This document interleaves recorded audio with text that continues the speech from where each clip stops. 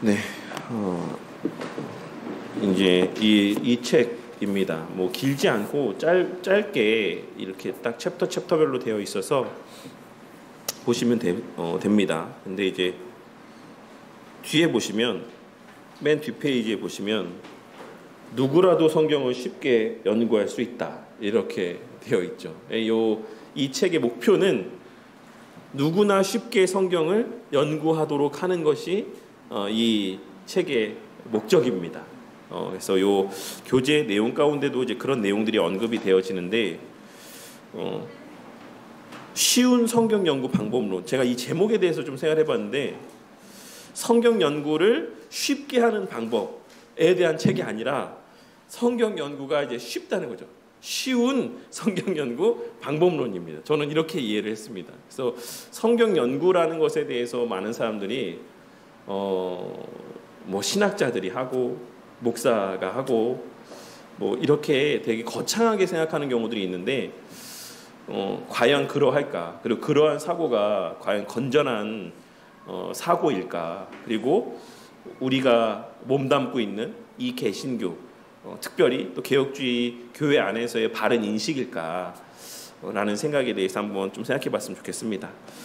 먼저 좀 양해를 구할 것은, 물론 제가 이제 짧은 시간 열심히 지금 하긴 했는데, 제가 아까 우리 강성현 선생님께도 보여드렸지만 정말 제가 열심히 이렇게 준비를 했어요. 근데 그 준비 안 한 게 아닙니다. 근데 이 책을 갖고 있어요. 그래서 이게 겹치는 내용도 있는데 안 겹치는 내용도 있어요. 그래서 제가 빠르게 이 내용을 훑어서 이제 오늘 이 내용 일과를 나누긴 하겠지만 조금 저도 지금 막 보면서 설명을 드리는 내용이 있을 수 있다. 이거를 좀 염두에 두시고 다음 시간에는 조금 더 좀 완성도 있는 또 내용을 또 네.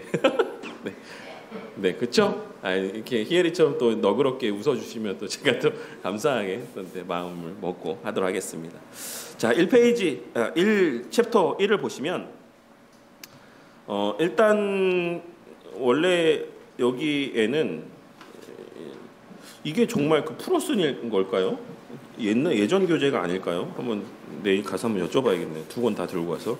네, 그래서 어쨌든 이게 제가 이제 봤던 책에는 모든 교회와 성도는 성경으로 돌아가야 된다라고 이렇게 되어 있습니다. 근데 이제 1과에 보시면 모든 성도는 하나님 말씀의 성경을 연구해야 된다라고 하고 있죠. 그래서 그 아래 내용을 보시면 사실 뭐 읽으시면은 다 이해할 수 있는 내용이긴 해요. 제가 부연적으로 설명드릴 내용이 그렇게 많진 않지만 모든 성도는 하나님 말씀인 성경을 연구해야 됩니다. 하나님의 자녀인 모든 성도가 하나님 말씀인 성경을 연구하고 묵상하며 적용하는 것은 당연합니다. 그러나 많은 오해들, 잘못된 관행과 생각들이 이 당연한 신앙생활을 가로막고 있습니다. 말씀의 기갈로 인해 광야의 핍절함 속에서 고통받고 있는 것입니다. 모든 성도는 반드시 하나님 말씀인 성경을 연구해야지만 됩니다. 적당히 흉내만 내는 것이 아니라 실제로 성경을 연구하여 말씀의 풍성한 유익을 누려야 합니다. 이것이 이 시대의 유일한 부흥의 길이고 소망입니다. 라고 말씀하고 있습니다. 그래서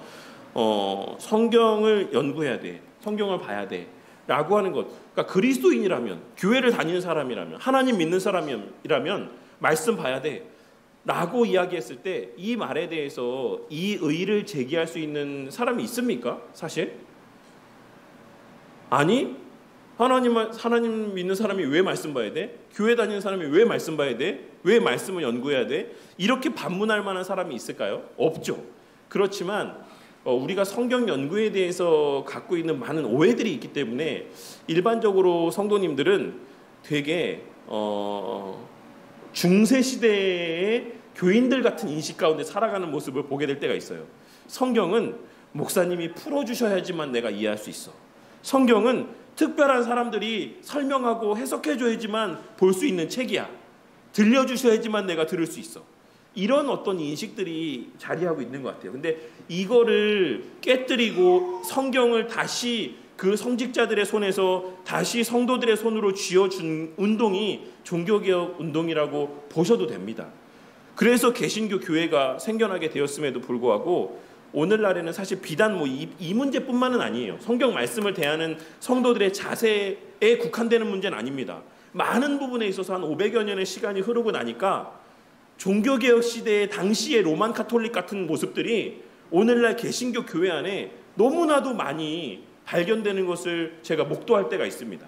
뭐 위계라든지 교회 안에서의 어떤 이 직분 사이의 어떤 위계라든지 목사 사이의 위계라든지, 마치 그 로만 카톨릭에서 지금도 뭐 일반 사제가 있고 그 위에 뭐 주교가 있고 뭐 추기경이 있고 뭐 교황이 있고 이런 것처럼 오늘날 교회 안에 종교개혁의 우리 신앙의 선배들은 목사의 동등성을 이야기하면서 모든 목사가 다 하나님 앞에서 평등하고 이렇게 이 직분의 평등성에 대한 것을 회복시켰음에도 불구하고 다시 500여 년의 시간이 지난 지금의 한국교회를 보면 저 같은 일반 목사가 있고 뭐 그 위에 또 뭐 시찰장 목사님이 있고 노회장 목사님이 있고 총회장 목사님이 있고 뭐 그래서 저마다 길을 쓰고 막 그 시찰장이 되고 노회장이 되고 총회장이 되려고 막 수십억의 이런 막 금품을 살포하고, 그래서 그 자리에 오르게 되면 무소불위의 막 권력을 휘두르고 신학교 교수를 좌지우지하고 뭐 그 교회의 어떤 담임 목사의 자리를 가지고 뭐 거래를 하고, 이런 일들이 500여 년이 지난 오늘날의 이 시대 가운데 다시 로만 카톨릭적인 모습으로 회귀한 모습들이 오늘날 개신교 교회 안에 너무나 많이 보여지는 것을 보게 될 때가 있다라는 것입니다. 그런데 그 가운데 하나가, 저는 이 내용을 일과의 챕터의 내용을 보면서 성경 말씀을 대하는 성도들의 자세라고 생각해요. 이게 비단 성도님들이 그냥 그렇게 생각하게 된 게 아니에요. 성도님들이 그냥 말씀 보다 보니까 너무 어려운데, 이해하기 힘든데, 이렇게 생각해서 말씀을 멀리하게 된 것도 있겠지만, 사실 어떤 면에서는 이 중간에 나오는 내용인데, 목사님들이 성도님들에게 말씀 봄에 있어서의 되게 경계심을 갖게끔, 물론 좋은 의도로 하신 말씀일 수도 있죠. 근데 말씀 보는 것을 꼭 목사가 해석해주고 목사가 설명해줘야 되는 것처럼, 우리가 미처 일반적으로 읽으면 이해하기 힘든 심오한 내용들 많이 성경에 가득가득 차여져 있는 것처럼, 그렇게 성도들에게 이야기함으로써 그 성경을 풀어서 설교하는 자신의 권위를 세우는데 이 말씀을 사용하는 모습을 보게 될 때도 있는 겁니다. 그래서 말씀은 목사가 설교하고 목사가 해석하고 목사가 가르쳐줘야지만 너희들은 읽을 수 있어, 볼 수 있어. 너희들이 그냥 보면 다 틀리게 봐, 다 잘못 봐. 그러니까 차라리 그럴 거면 안 보는 게 나아. 이런 식의 잘못된 가르침들을 보게 될 때가 있는 것이죠.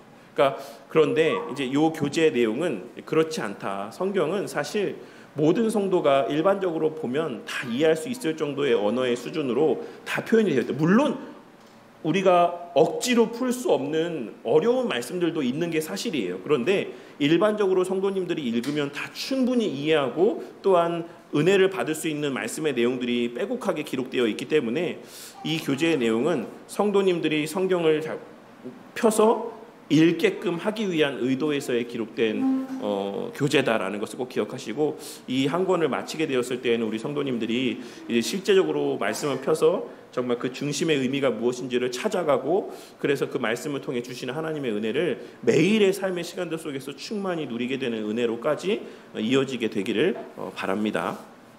1번 이제 A, 당연한 재현. 모든 성도는 성경을 연구해야 된다. 스프롤 목사님의 글을 인용해 놨습니다. 이 글은 원래 이 책에는 없어요. 그래서 제가 한번 읽어보도록 할게요. 우리가 성경을 공부해야 되는 이유에 관련해서 여러 중요한 양상이 있고 또 성경을 공부해야 되는 수많은 이유들이 있다. 나는 독자들에게 개인적인 유익을 얻으려는 목적으로 성경을 공부하라고 호소할 수도 있었다. 설득의 기술을 사용해서 성경 공부가 독자들의 삶에 얼마나 큰 유익을 주는지 그 교육적 체험이 될 것이다라고 말할 수도 있었다. 진지하게 성경을 공부함으로써 유익을 얻게 되는 많은 이유들을 제시할 수도 있었다. 그러나 궁극적으로 우리가 성경을 공부해야 되는 가장 중요한 이유는 그것이 우리의 의무이기 때문이다 라고 말씀하고 있어요. 그러니까 성경이 주는 유익이 많이 있죠. 성경은 뭐 이런 유익도 있고 저런 유익도 있고, 이렇게도 너에게 유익이 되고 이렇게도 너의 삶에 보탬이 되라고도 성경은 말하고 있지만, 사실 본질적인 하나님 말씀은 성경을 가까이 하는 것, 하나님 말씀 보는 것은 성도의 의무이고 하나님 명령이다라고 하는 것을 기억하시고 우리가 말씀을 봐야 된다. 그래서 이것에 더 우선되는 어떤 이유는 없어요. 하나님 저 이게 있었어요. 저게 바빠서요. 이래서요 저래서요 라고 핑계댈 만한 다른 더 고차원의 이유는 존재하지 않습니다. 하나님께서 우리에게 늘 말씀을 가까이 하고 말씀 안에 거하는 삶을 우리 가운데 말씀하셨다라고 하면 그것이 우리의 삶에 가장 우선이 되어야 된다라는 것에는 다른 어떤 이유를 댈 만한 것이 없다라고 할 수가 있는 것입니다. 그 이유에 대해서 첫 번째로 성경은 하나님 말씀이기 때문이다라고 할 수 있습니다. 디모데후서 3장 16절 말씀에 하나님의 감동으로 된 것이다. 모든 성경은 그래서 교훈과 책망과 바르게 함과 의로 교육하기에 유익하다. 제가 이 내용을 보면서 지난 수업 시간에 들었던 에피소드가 하나 생각이 났어요. 제가 신약 이제 수업을 왜 화를 내세요? 네, 조병수 교수님이라는 되게 나이 이제 연로하신 진짜 되게 유명하신 교수님께 신약 수업을 듣는데 그 교수님이 본인 에피소드를 말씀해 주셨거든요. 그래서 이제 요 말씀과 관련해서 그 예전에 독일 한인교회에 독일에 있는 한인교회 되게 큰 교회에 교수님이 가셨던 적이 있으셨나 봐요. 거의 뭐 설교자로 가셨던 건지 아니면 그냥 뭐 출석을 가셨던 건지는 모르겠는데 이제 그게 진짜 옛날인 게 왜 그러냐면 그 당시에 거기 출석했던 성도 중에 누가 있었냐면 차범근이 있었대요. 차범근이 진짜 옛날이죠. 근데 차범근이 아실지 모르겠는데 엄청 독실한 크리스천이라고 합니다. 근데 이제 그 자리에서 이제 이 사본에 그러니까 우리가 지금 들고 있는 이 성경 우리가 보는 성경에는 많은 이제 오류들이 있을 수 있다 이런 말씀을 했대요. 그러니까 무슨 말입니까? 그러니까 우리가 번역된 한글 번역 성경에는 사실 여러 가지 잘못 번역된 내용들도 있어요. 그러니까 오해가 될 만하게 번역된 것들도 있고 사실 또 잘못 번역된 것도 있습니다. 사본을 우리가 이렇게 참고해서 보다 보면 그래서 이 사본에 대한 어떤 오류를 얘기했는데 갑자기 차범근 이 감독님이 손을 번쩍 들고 예배 시간에 일어나서 아니 목사님 이게 무슨 말입니까? 성경에 오류가 있다는 게 이게 무슨 말입니까? 라고 이렇게 하면서 왜 이런 잘못된 이야기를 하냐라고 이렇게 해서 예배가 막 엉망이 된 적이 있었다라는 말씀을 조병수 교수님이 말씀하시더라고요. 그러면서 여기서 말씀하고 있는 모든 성경이 하나님의 감동으로 되어서 이제 결국에는 오류가 없다라고 하는 말은 사본에 해당되는 것을 말씀하고 있는 것이 아니라 우리 성도님들이 지금 손에 들고 읽고 있는 이런 번역된 성경에 대한 것을 말씀하고 있는 것이 아니라 원전에 대한 것을 말씀하고 있는 것이다라는 것을 이제 조병수 교수님께서 말씀하시면서 이와 관련된 내용을 말씀하셨습니다. 그래서 모든 성경이 하나님의 감동으로 된 것은 이 말씀은 처음에 기록된 그 원전에 대한 것을 말씀하고 있는 거예요. 그렇다라고 해서 그러면 나머지 번역된 성경에는 성령 하나님의 감동이 없냐? 그걸 말씀하고 있는 게 아니에요. 그러니까 오류성에 대해서 말씀을 하고 있는 것을 지금 언급을 하고 있는 겁니다. 그래서 어쨌든 성경의 말씀은 하나님의 감동으로 된 것으로 이 기록된 말씀은 교훈과 책망과 바르게 함과 의로 교육하기에 유익하다라고 말씀을 하고 있고 베드로후서에서도 성령의 감동하심을 받은 사람들이 기록한 말씀이다라고 말씀을 하고 있고 데살로니가전서 2장 13절 말씀에서도 하나님의 말씀으로 받음이니 진실로 그러하도다. 이 말씀이 또한 너희 믿는 자 가운데에서 역사한다라고 하시는 이 말씀들을 통해서 이 모든 기록된 말씀이 하나님께로부터 온 것이다라는 사실을 우리가 성경의 증언들을 통해서 확인할 수가 있습니다. 당연히 그렇기 때문에 우리가 그렇게 성경 말씀을 가까이 해야죠. 하나님 믿는다라고 하면 하나님의 말씀을 가까이 하는 것은 두말할 나위가 없는 당연한 사실이라고 할 수 있습니다. 그런데 이제 그 성경은 우리에게 어떤 유익이 있느냐? 성경은 우리를 구원에 이르게 한다. 3장 디모데후서 3장 14절과 15절 말씀에 그러나 너는 배우고 확신한 일에 거하라. 너는 내가 누구에게서 배운 것을 알며 또 어려서부터 성경을 알았나니 성경은 능히 너로 하여금 그리스도 예수 안에 있는 믿음으로 말미암아 구원에 이르게 하는 지혜가 있게 한다라고 말씀을 하고 있습니다. 근데 이제 이 내용에 대해서 이 원래 교재 이 쉽게 풀어 쓴 성경 연구 방법론에서는 이 말씀에 대해서 덧붙여서 뭐라고 말씀하고 있냐면 이 그러나라고 하는 말씀에 대해서 좀 주목을 하고 좀 설명을 하고 있어요. 2번을 하고 있습니다. 디모데후서 3장 14절 말씀하고 있는 거예요. 그러나 아까 우리가 예배 시간에 이 앞에 있는 말씀을 읽었죠. 여러 가지 교회 안에 말세 때 문제들이 생길 거야. 이런 문제 저런 문제 막 온갖 잡다한 문제들이 교회 가운데 생길 거야. 그러나라고 하는 말씀인 거예요. 그러나 너는 배우고 확신한 일에 거하라. 이 말씀을 설명하시면서 이 앞전의 교재에서는 뭐라고 말씀하고 있냐면 모든 해답이 결국 성경에 있기 때문에 바울 사도는 너의 삶 가운데 이런 문제 저런 문제 수많은 문제가 있어도 결국 그런 문제들을 해결하기 위해서 그 문제들을 쫓아다니지 말고, 너희들은 요동하지 말고 요란하지 말고 소란하지 말고 너는 오직 그 배우고 확실한 일에 거기에 머물러 있어. 왜냐하면 거기에 모든 답이 있기 때문에 그래. 거기에 모든 해결책이 있기 때문에 그래 라고 지금 바울 사도가 디모데에게 말씀하고 있는 것이다라고 설명을 하고 있습니다. 그래서 성경은 우리를 구원에 이르게 할 뿐만 아니라 우리의 삶에서의 모든 해결책, 우리의 삶에서의 모든 해답들을 하나님께서는 말씀을 통해 우리 가운데 계시하여 주고 있으시기 때문에 우리가 우리의 그 수많은 오늘날 가치가 충돌하는 이 혼란스러운 상황 속에서도 우리가 가장 집중해야 되는 것은 뭐다? 하나님의 말씀이다. 우리의 삶에서 경험되어지는 일들은 오늘날에도 여러 가지가 있겠죠. 또 물질의 문제도 있을 거고 관계의 문제도 있을 거고 그런 여러 가지 문제들이 있겠지만, 디모데후서 앞장 3장 앞부분에서 언급했던 그런 문제들 이상의 문제들이 있겠습니까? 그렇지 않을 것 같아요. 너무 심한 문제들을 거기다가 바울 사도가 언급해 놓은 것 같아요. 그런데 그런 문제들 속에서도 모든 우리 삶에서의 유일한 해답은 다 어디에 있다? 우리가 배우고 확신한 바, 그 성경 말씀 가운데 있다라는 사실을 말씀하고 있습니다. 성경 말씀은 또한 들음으로 믿음이 생겨난다. 10장 17절 말씀에 로마서, 그러므로 믿음은 들음에서 나며 들음은 그리스도의 말씀으로 말미암는다. 물론 성경에서의 믿음은 절대 믿음 홀로 언급되어지지 않습니다. 믿음은 언제나 행위와 함께 수반되어지는 믿음을 말씀해요. 그래서 이러한 행함이 있는 믿음들이 하나님의 말씀을 들음을 통해서, 그러니까 우리가 해결책을 성경 말씀에서 발견하게 되었을 때, 그 성경 말씀 가운데 계속해서 거할 때 우리는 그 하나님께서 계시해 주신 그 해결책, 그 유일한 참된 해결책의 방법대로 살아갈 수 있는 결단과 다짐, 의지, 이 모든 능력들 또한도 이 성경의 말씀을 통해서 공급받을 수 있다라는 사실을 말씀하고 있습니다. 그렇게 우리는 성경으로 말미암아서 은혜 가운데 거하고 점점 더 그렇게 반복된 행함 가운데, 연습 가운데, 익숙해져감 가운데, 습관화됨 가운데 그렇게 강해져 간다라고 말씀하고 있습니다. 사도행전 20장 32절에 지금 내가 여러분을 주와 및 그 은혜의 말씀에 부탁하노니 그 말씀이 여러분을 능히 든든히 세우사 거룩하게 하심을 입은 모든 자 가운데 기업이 있게 하실 것이다 라고 말씀하고 있고, 디모데후서 2장 1절에서 내 아들아 그러므로 너는 예수 안에 있는, 그리스도 예수 안에 있는 은혜 가운데서 강하고 라고 말씀하고 있습니다. 그러니까 우리가 그와 같은 말씀을 통해서, 말씀의 깨달음을 통해서, 말씀대로의 행함을 통해서 우리의 신앙이 자라가기 때문에 우리가 말씀을 가까이 하고 말씀을 보고 말씀대로 또 행하는 삶을 살아가야지만 된다라고 말씀하고 있는 겁니다. 5번에 보시면 성경으로 예수 그리스도와의 교제를 나누게 된다. 요한복음 1장 1절 14절에 태초에 말씀이 계시냐, 이 말씀이 우리와 함께 계셨으니 이 말씀은 곧 하나님이시니라. 말씀이 육신이 되어 우리 가운데 거하심에 우리가 그의 영광을 보니 아버지의 독생자의 영광이요 은혜와 진리가 충만하더라. 그래서 우리가 말씀을 통해 그리스도의 영광, 하나님의 영광을 보게 될 뿐만 아니라 그 하나님과의 실질적인 교제를 나누게 된다라고 하는 것.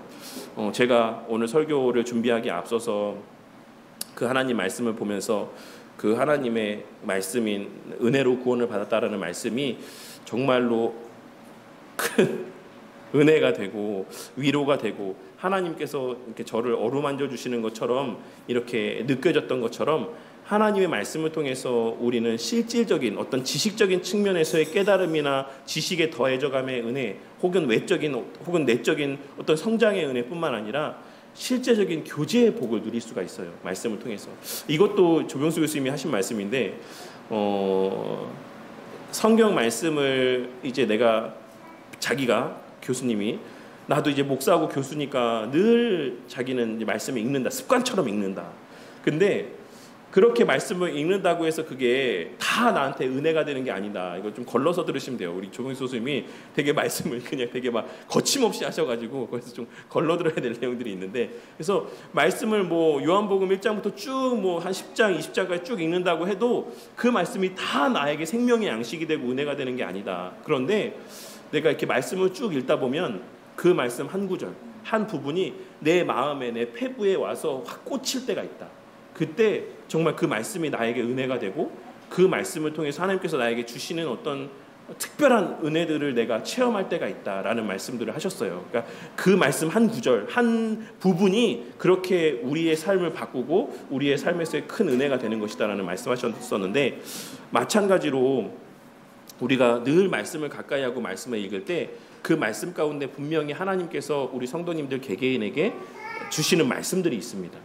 그런 되게 인격적으로 그 삶의 상황 가운데 하나님이 주시는 특별한 은혜가 되는 말씀들이 있어요. 그런 식으로 우리가 하나님의 말씀을 통해서 하나님과 실질적인 교제를 나눌 수 있다라는 것을 좀 기억을 하시고, 성경으로 온전해지며 또 거룩해진다. 디모데전서 3장 16절 17절 모든 성경은 하나님의 감동으로 된 것으로 교훈과 책망과 바르게 함과 의로 교육하기에 유익하다. 이는 하나님의 사람으로 온전하게 하며 모든 선한 일을 행할 능력을 갖추게 한다. 하나님의 말씀이 그렇게 된다라는 것이죠. 청년이 무엇으로 그 행실을 깨끗하게 하리까? 주의 말씀만 지킬 따름이니이다. 그의 말씀들은 한번 쭉 보시기 바랍니다. 그리고 7번에 성경으로 하나님의 나라가 임한다. 누가복음 8장 9절에서 15절까지의 말씀입니다. 이 비유의 뜻을 물으니 이르시되 하나님의 나라의 비밀을 아는 것이 너희에게는 허락되었으나 다른 사람에게는 비유로 하나니 이는 그들로 보아도 보지 못하고 들어도 듣지 못하게 하려 함이라. 이 비유는 이러하니라. 씨는 하나님의 말씀이요 길가에 있다는 것을 말씀을 들은 자니 이에 마귀 와서 그들이 믿어 구원을 얻지 못하게 하려고 말씀을 그 마음에서 빼앗는 것이요 라고 말씀하면서 이제 쭉 말씀들을 하죠. 여기서 물론 이것도 예전에 설교했던 말씀이지만 4가지의 땅의 비유가 나오는데, 사실 궁극적으로 여기 땅의 종류는 몇 가지입니까? 궁극적으로 2가지입니다. 2가지. 풍성히 결실하는 땅과 결실하지 못하는 땅이 있어요. 결실하지 못하는 데에 3가지의 종류가 있는 것이지 이것이 4가지의 종류를 말씀하고 있다라고 볼 수는 없습니다. 그래서 하나님께서는 그렇게 하나님의 말씀을 심기심을 통해서 그것이 열매 맺게 하심을 통해 그 하나님의 통치가 임하게 하심을 통해 하나님의 나라의 이 땅의 임함을 드러내 보이게 하신다라는 것을 말씀하고 있는 것입니다. 하나님의 나라는 무엇으로 임한다? 하나님의 말씀으로 임한다. 그 말씀을 통한 통치로 임하는 것이다 라고 하는 사실을 예수님께서 수도 없이 여러 차례 반복적으로 말씀하셨죠. 그래서 성경으로 하나님의 나라가 임하는 것을 우리가 또한 체험하고 누리고 만끽할 수 있기 때문에 하나님 나라에 속한 자라고 한다면 모두가 그 하나님 말씀을 가까이 하고 그 말씀 안에 거하는 삶을 살아야 되는 것은 당연한 것이다 라고 할 수 있습니다. 그리고 마지막 8번에 성경으로 성령 하나님께서 역사하신다. 그래서 우리가 믿는 바는 뭡니까? 쿰 베르보라고 말씀을 드렸죠. 말씀과 함께 성령 하나님께서 역사하십니다. 그러니까 루터파는 말씀을 통해 역사하신다라고 믿어요. 그러니까 말씀이 없으면 성령 하나님이 역사한다 안 한다? 역사 안 한다라고 믿는 게 루터파에서는 그렇게 믿습니다. 근데 여기서 좀 유의할 것은 루터가 주장했던 신학과 오늘날의 루터파의 신학은 다릅니다. 많은 분들이 루터파라고 하면 루터 선생님께서 주장하셨던 것을 그대로 계승해서 가르치고 전파하는 것이 루터파라고 생각하는데, 이렇게 그 역사적인 문헌이나 교리의 내용들을 찾아보면 루터 선생님이 말씀하신 것과 오늘날의 루터파가 말하는 건 좀 다른 부분들이 있어요. 그래서 이런 거는 좀 헷갈리지 않으셨으면 좋겠어요. 근데 루터파는 말하는 바는 뭐냐면 말씀을 통해서만 성령 하나님께서 역사하신다. 우리는 말씀과 함께 역사하신다. 이거의 차이가 뭐냐면 앞서 말씀드린 것처럼 말씀이 없이는 성령 하나님의 역사를 한다 못한다? 루터파는 못한다. 우리는 말씀이 없이도 성령 하나님의 역사할 수도 있다 없다? 있다 라고 믿는 거예요. 근데 그것은 아주 예외적인 경우에서만 말씀하는 거예요. 보편적인 경우에서는 성령 하나님께서 뭐와 함께 역사하신다? 말씀과 함께 역사하신다 라는 것을 이제 기억하시기 바랍니다. 그래서 성경으로 성령 하나님 역사하세요. 에베소 6장 17절에 구원의 투구와 성령의 검 곧 하나님의 말씀을 가지라. 골로새서 3장 10절에 하나님의 말씀이 너희 속에 풍성히 거하여 모든 지혜로 피차 가르치며 권면하고 시와 찬송과 신령한 노래를 부르며 감사한 마음으로 하나님을 찬양하고. 그래서 성경이 우리의 마음 가운데 성령 하나님의 역사하시는 도구가 되어서 우리를 그와 같이 강건하게 하시고 또한 하나님의 뜻대로 또 살아가며 하나님의 기쁨이 되는 삶을 살게 하시는 역할들을 한다라고 할 수가 있습니다. 네, 이러한 여러 가지 유익들이 있음에도 불구하고 당연히 이런 여러 가지 이유들로 인해서 성도가 성경을 보고 성경을 연구하는 것은 당연한 일임에도 불구하고 근데 현실은 어떻습니까? 우리 성도님들 가운데 몇몇 분 빼고 성경 한번 진지하게 보면서 막 연구해 보신 분 있으세요?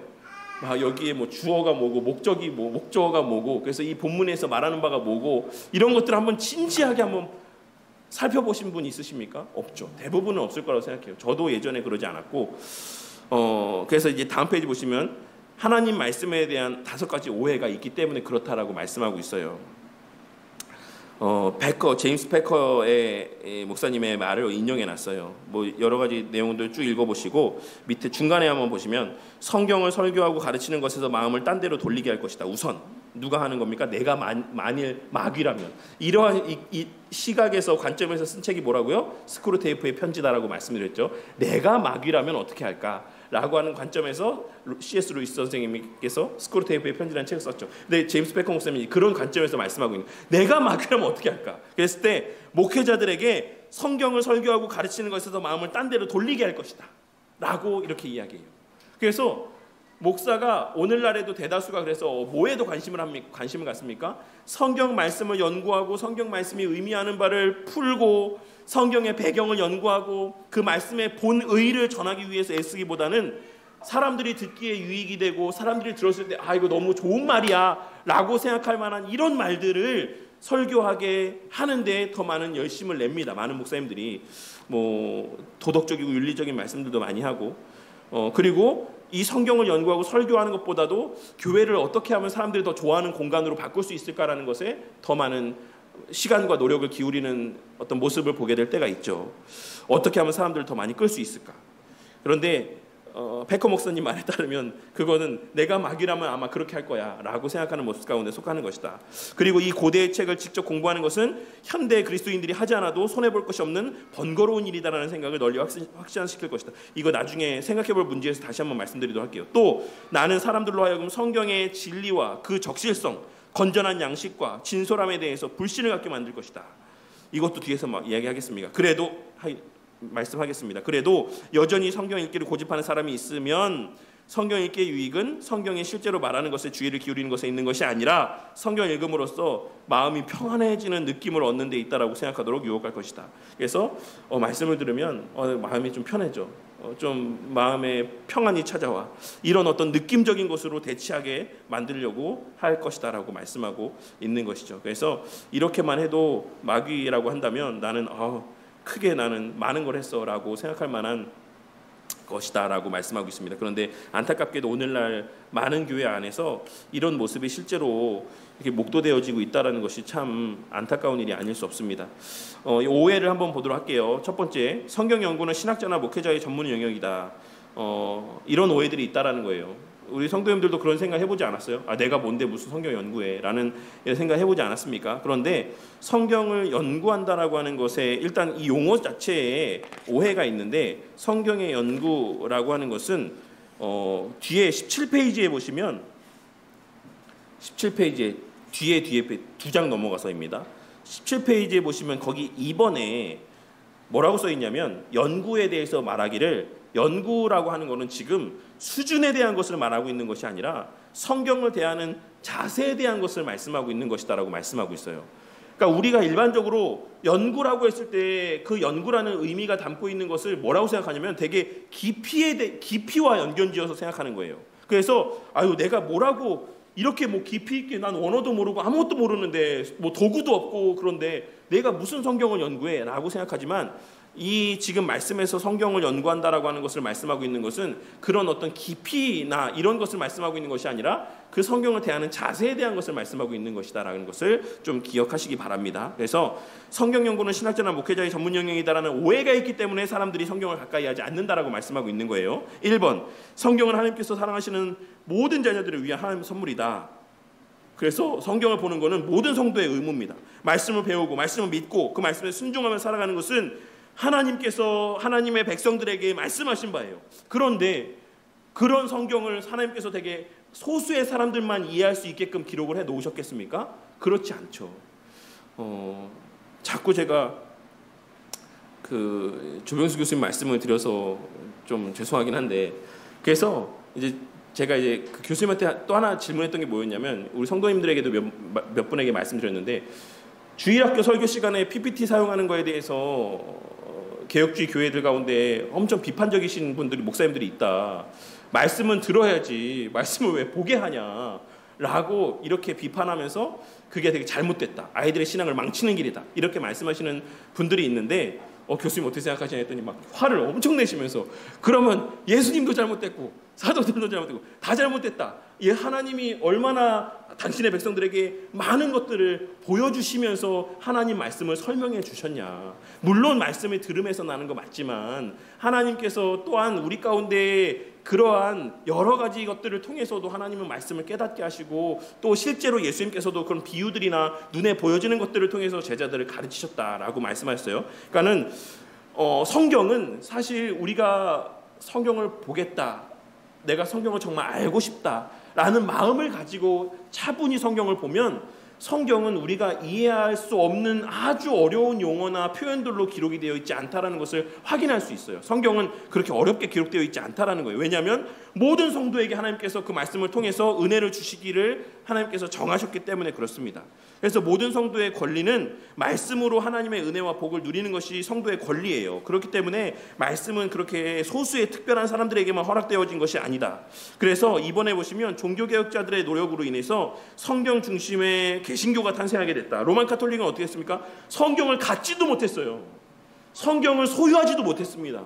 성경을 보기는커녕 성경을 갖고 있지도 못했어요. 그거는 오직 성직자들의 전유물이었습니다. 그래서 성도들은 무지와 오해 가운데 그냥 성직자가 가를 그냥 낯놓고 이 기역자를 니은이라고 해도 그냥 그게 맞나 보다라고 생각하면서 그렇게 신앙생활을 할 수밖에 없었다라는 것이죠. 그거를 종교개혁자들이 바로 잡아서 성경을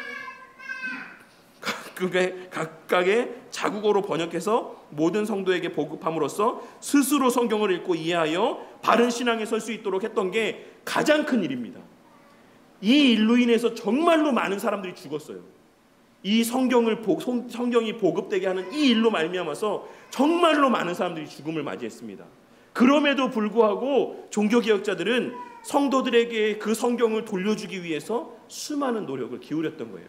근데 오늘날에는 어떻습니까? 성경이 다시금 어디 책장에 마치 소유하면 큰일이라도 나는 거죠. 펴서 읽으면은 누가 잡아가기라도 하는 것처럼 성경을 다시 골방에 쑤셔 박아놓고 마치 나는 성경이 없는 사람이야라고 생각하는, 그렇게 여기는 사람처럼 살아가고 있지 않습니까? 이게 사실 우리의 신앙의 전통과는 아주 거리가 멀다라고 하는 것을 꼭 기억하시길 바라겠습니다. 이미 우리는 성경을 충분히 접하고 있다. 성경 말씀의 부족으로 인한 기갈이 교회 현실이다.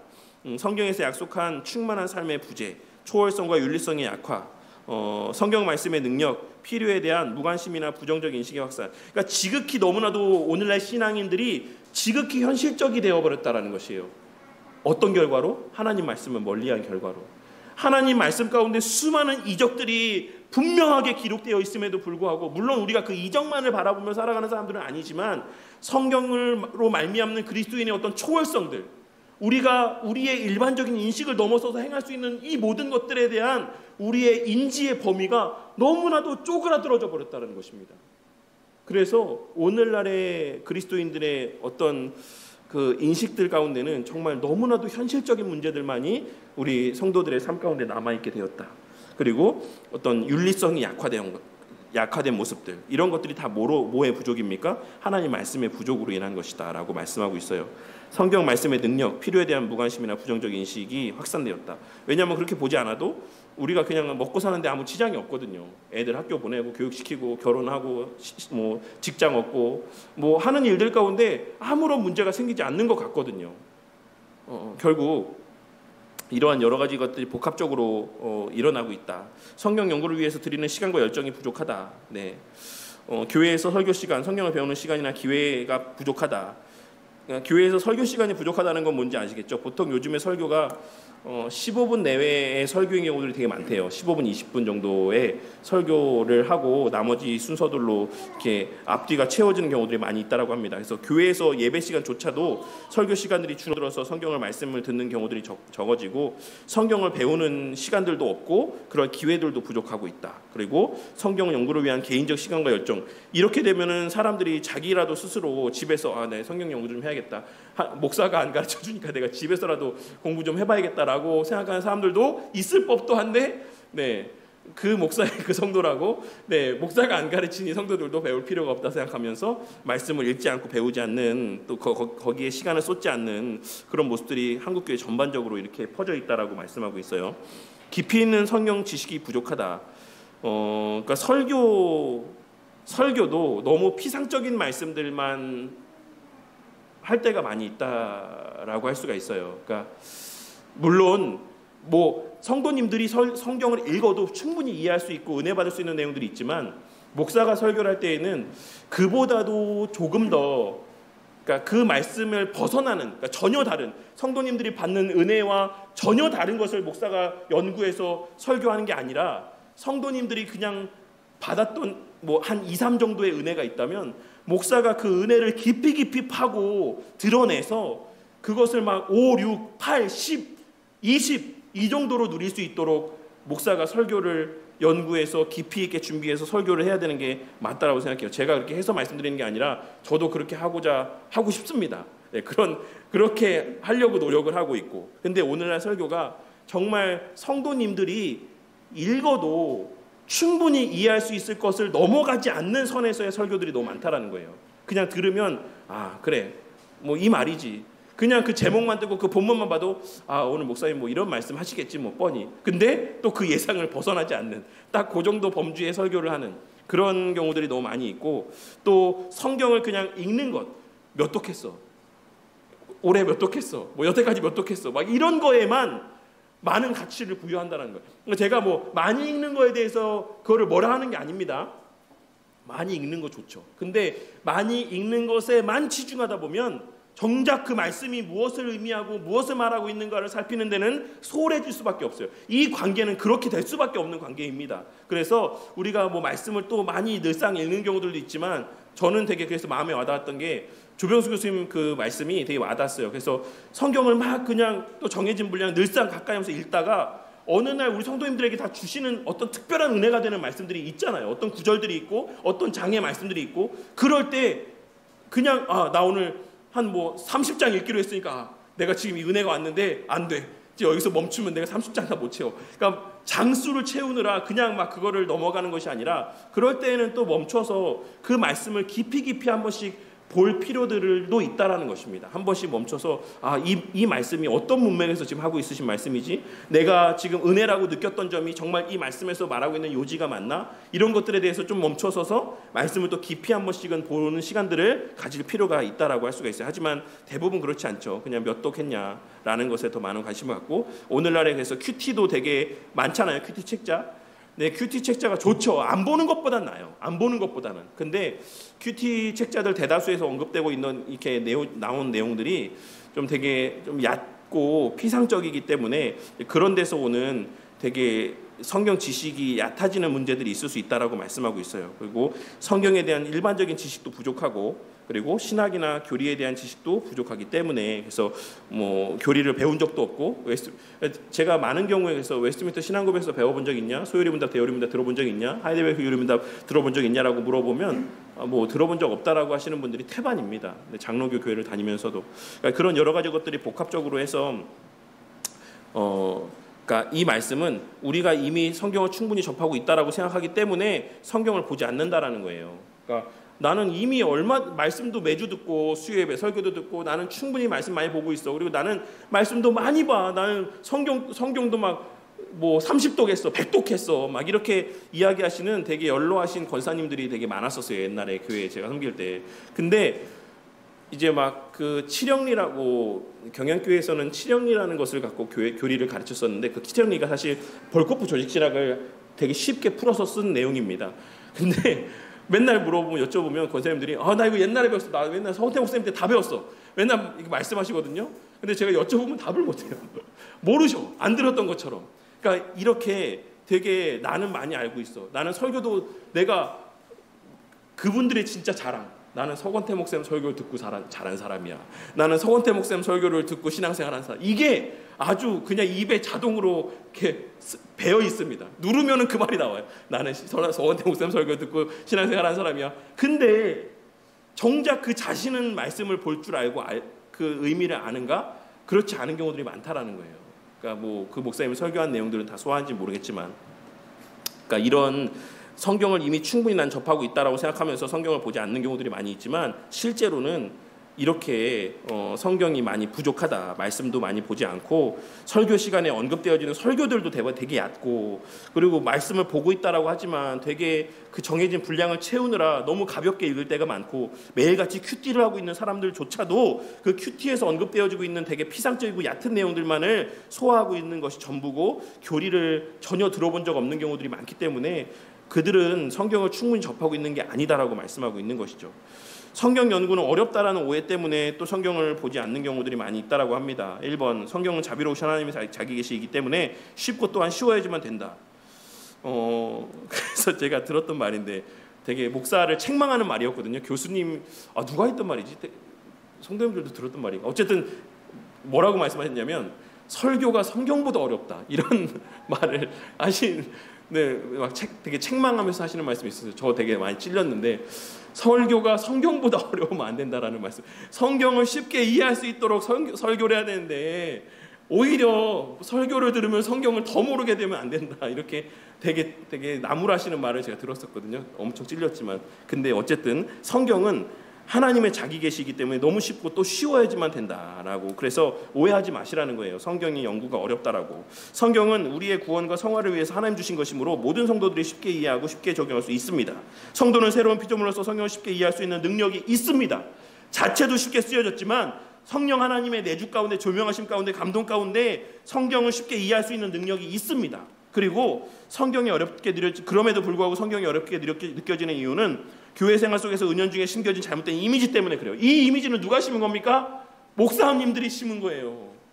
함부로 풀지 마, 함부로 성경 보지 마, 해석하지 마, 나한테만 들어야 돼, 이렇게 자꾸 세뇌해서 나와 너는 이런 질적인 차이가 있어, 나는 성경을 해석자야, 너희들은 그냥 듣기만 해, 이러한 되게 이런 잘못된 관계와 인식들을 심어놓았기 때문에 이런 이미지들을 갖게 된 것이다라고 할 수 있어요. 이것이 세 번째랑 저는 연결된다고 생각합니다. 하나님 말씀의 심오함에 대한 오해. 그래서 하나님의 말씀에는 뭔가 심오한 뜻이 있을 거야, 내가 알지 못하는 뜻이 있을 거야, 은밀한 의미들이 있을 거야, 막 이게 일상으로 쓰여지는 표현이에요. 근데 심오한 의미 증후군이라는 게 이게 있는 말인가요?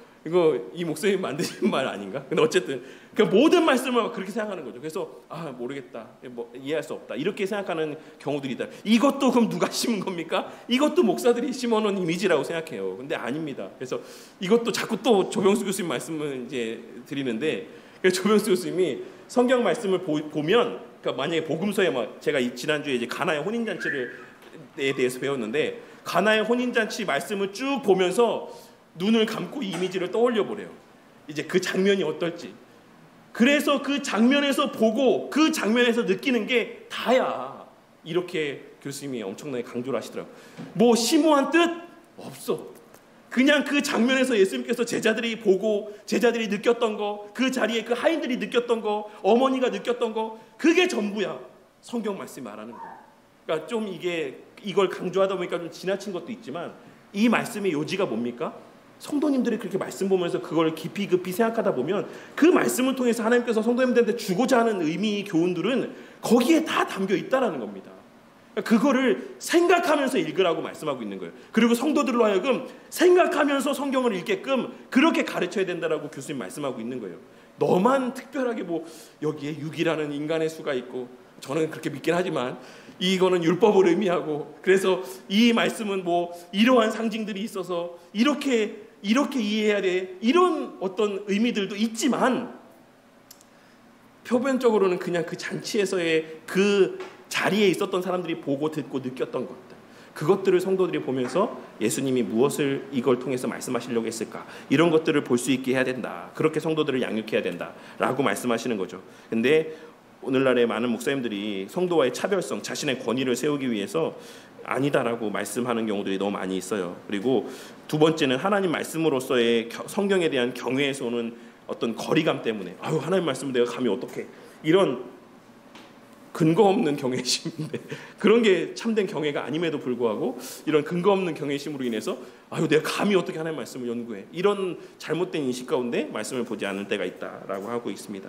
그래서 다음 페이지에 보시면 문제는 그러니까 또 성경 말씀대로 살지 않아서 문제지 지식이 문제가 아니야, 너가 몰라서가 아니야, 이렇게 이렇게 말씀하는, 그래서 말씀을 안 보고 연구하지 않는 분들이 있다라는 거예요. 아유, 살지 않는 게 문제지, 네가 말씀 몰라서 그래? 이렇게 말씀하시는 분들이 있다라는 거예요. 그래서 말씀을 안 본다라는 거예요. 우리는 충분히 다 안다라는 것이죠. 실천의 문제지 더 많이 알아야 되는 문제가 아니야, 이렇게 이야기한다라는 것이죠. 근데 뭐라고 말씀하고 있습니까?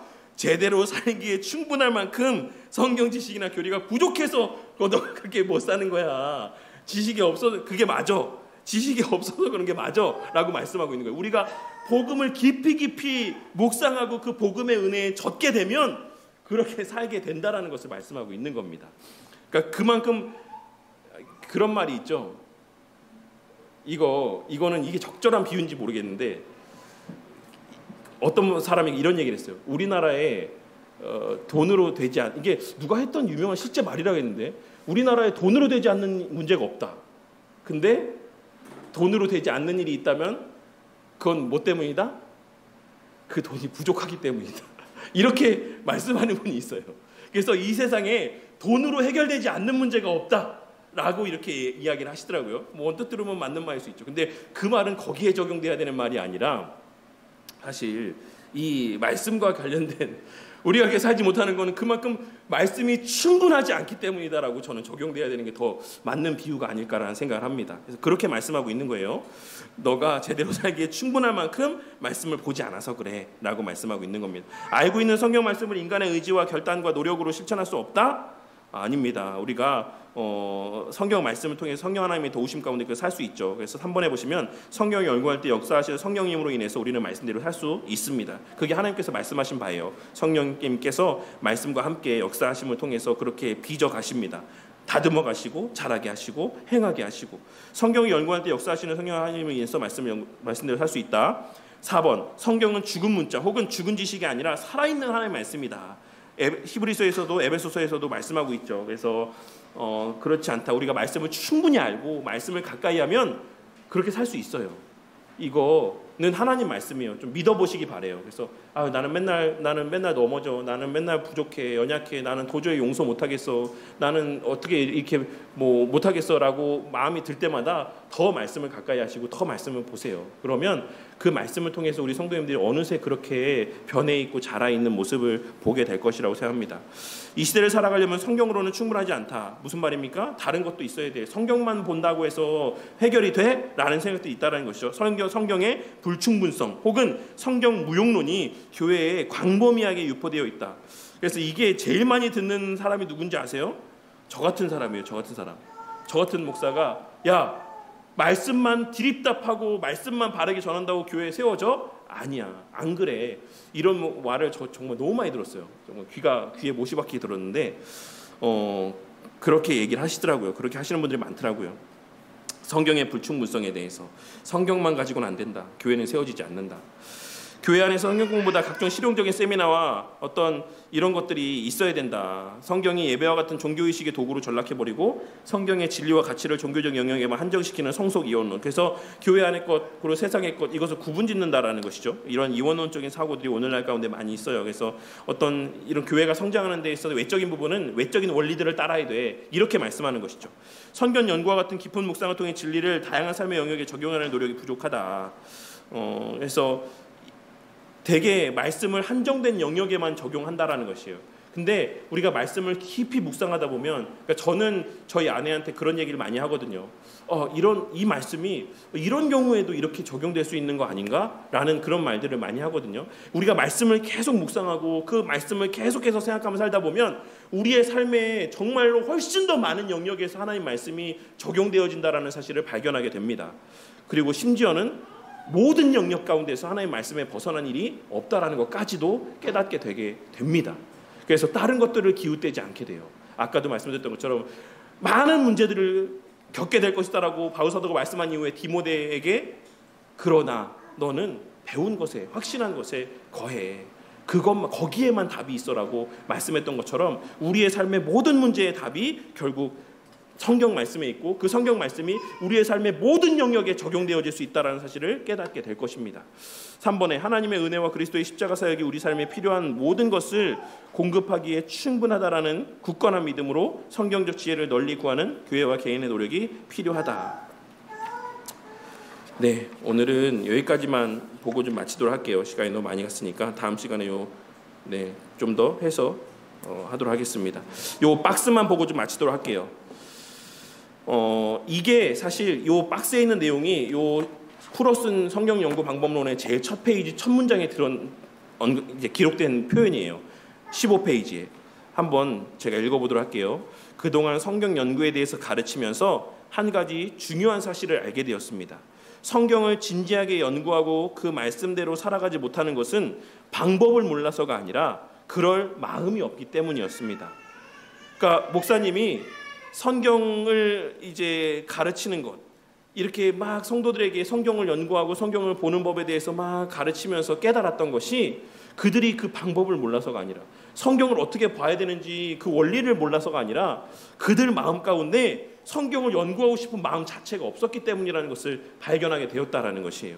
성경 연구의 장애물은 우리 외부와 내부에 다 있지만 더 근본적인 문제는 바로 우리 마음과 우리의 생각에 있습니다. 성경 말씀을 꼭 더 알아야 되나?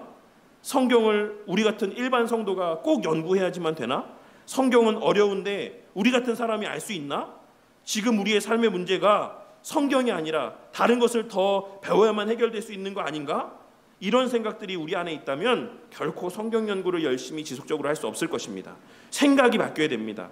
성경 연구에 대한 마음이 생겨나야 됩니다. 성경 연구를 통해서 날마다 새롭게 되며 주님 안에 거하며 힘있게 살아갈 수 있음을 확신해야지만 됩니다. 이런 생각과 마음과 확신이 우리로 성경을 연구하게 할 것입니다. 성급히 방법부터 구하지 말고 먼저 차분히 생각을 바르게 합시다. 우리 주님이 정말 원하시는 것이 무엇일까? 분별해야지만 됩니다. 다음 시간에 이어서 나누고 마지막 거 부분까지 좀 나누도록 할게요. 그래서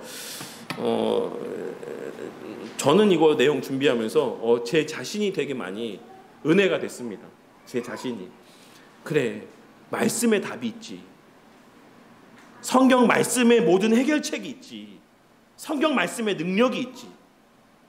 이런 생각이 너무 당연한 것이었는데도 제가 이걸 또 당연한 사실을 너무 목사인 저 자신도 좀 되게 간과하고 또 잊고 살았던 것 같다라는 생각을 이 일과를 이렇게 차분히 준비하면서 좀 느꼈어요. 우리 성도님들은 한번 좀 생각해 보시기 바랍니다. 내 삶에 있어서 말씀이 차지하는 비중은 얼마이고 내 삶에서 말씀이 자리하고 있는 그 위치는 어디이고 그 가치는 어느 정도인가에 대해서 한번 생각해 봤으면 좋겠어요. 내 마음의 은연중에 성경 말씀은 오직 교회 안에서만 필요하고 예배드리는 데만 필요하고 또 신앙생활은 필요한 것이지 내 돈 벌고 먹고 사는 문제에 있어서 하나님 말씀은 하등 쓸모가 없다 라는 생각이 내 마음 가운데 있지는 않았는가라는 것에 대해서 우리가 한번 좀 생각해 봤으면 좋겠습니다. 하지만 성경은 뭐라고 이야기합니까? 우리의 삶의 모든 영역에서 하나님의 말씀이 답이 되고 능력이 되고 원동력이 된다. 해결책을 제시해 준다. 그 말씀대로에 살아갈 때에 그에 반드시 하나님이 약속하신 하나님의 은혜들이 있다 라고 말씀하고 있음을 우리가 좀 기억했으면 좋겠습니다. 제가 기도하고 마무리하도록 하겠습니다. 하나님 감사합니다. 이 말씀 일과의 내용들을 준비하면서 이 부족한 종도 우리 교회가 어떻게 세워져야 되겠다. 교회가 어떻게 성장해 가야지만 되겠다라는 사실을 좀 다시 한번 생각해 보게 되었습니다. 우리가 배웠던 것, 우리가 나누었던 그동안의 모든 복음과 관련된 내용들, 그 비밀들이 사실 이 계시된 이미 다 열려진 66권의 성경의 말씀 가운데 다 담겨 있다라는 사실을 우리가 너무나도 잘 알고 있으면서도 하나님 말씀을 보기보다는 다른 것들에서 진리를 찾으려 하고 유익을 얻으려 하는 모습을 보게 될 때가 많습니다. 심지어는 목사인 저조차도 말씀을 보기보다는 어느 신학자들의 글을 보기를 더 즐겨하고 그 외적인 다른 것들에 더 마음을 빼앗길 때가 많이 있는 것입니다. 하지만 결국 그 모든 지식들 또한도 하나님의 말씀에서 비롯된 것이다라는 사실을 저를 포함한 우리 모든 성도님들이 다시 한번 또 깨달을 수 있게 하여 주셔서 참 바쁜 삶의 시간들 속에서도 여러 가지 우리가 해야 될 것들이 참 많은 중에도 하나님 말씀을 멀리하지 않고 등한시하지 않는 가장 우선하는 삶을 살아가는 저와 우리 모두가 되게 하여 주시옵소서. 그것이 반석 위에 세워지는 신앙일 것이다라고 생각합니다. 그것이 반석 위에 세워지는 우리의 신앙의 여정이 될 것이다라고 생각합니다. 주님, 말씀을 멀리하며 그 외적인 열심과 어떤 노력 가운데 살아가는 신앙의 삶이라는 것은 밑빠진 독에 물을 붓는 것과 모래 위에 쌓여지는 어떤 성과 집과 다를 바 없는 모습인 것을 깨닫게 하여 주셔서 비록 당장에는 가시적으로 어떤 열매들이 나타나는 것처럼 보여지지 않고 아무 의미 없는 것처럼 여겨지는 어떤 때가 있을지라도 하나님 말씀처럼 언제나 묵묵히 정한 시간 말씀을 가까이 하고 그 말씀을 연구하고 말씀을 묵상하고 그 말씀대로 살아가기 위해 부단히도 애쓰고 노력하는 저와 우리 모두가 되게 하여 주셔서 비록 더딜지라도 하나님의 약속하신 바와 같이 날마다 조금씩 견고히 세워져가는 우리의 신앙과 교회 공동체의 모습을 발견할 수 있게 하여 주시고 그 기쁨이 날이 갈수록 더욱 배가 되고 가속화되어서 우리가 하나님을 말씀을 통해 알아가는 분량, 복음을 통해 누리는 그 기쁨의 크기가 훗날을 정말 비할 바 없이 크게 우리의 삶 가운데 충만히 차고 넘치게 되는 지경에까지 다다를 수 있도록 자비와 긍휼을 베풀어 주시옵소서. 이후의 모든 삶의 시간들 가운데 주님, 정말 하나님 말씀을 하나님께서 계시하신 원리대로 볼 수 있는 안목들이 생겨나게 하여 주시고 무엇보다 하나님 말씀을 보고자 하는 간절함들과 열망들이 우리의 마음 가운데 생겨날 수 있도록 은혜 베풀어 주시옵소서. 모든 것 감사드리며 우리 주 예수 그리스도의 이름으로 기도드렸습니다. 아멘.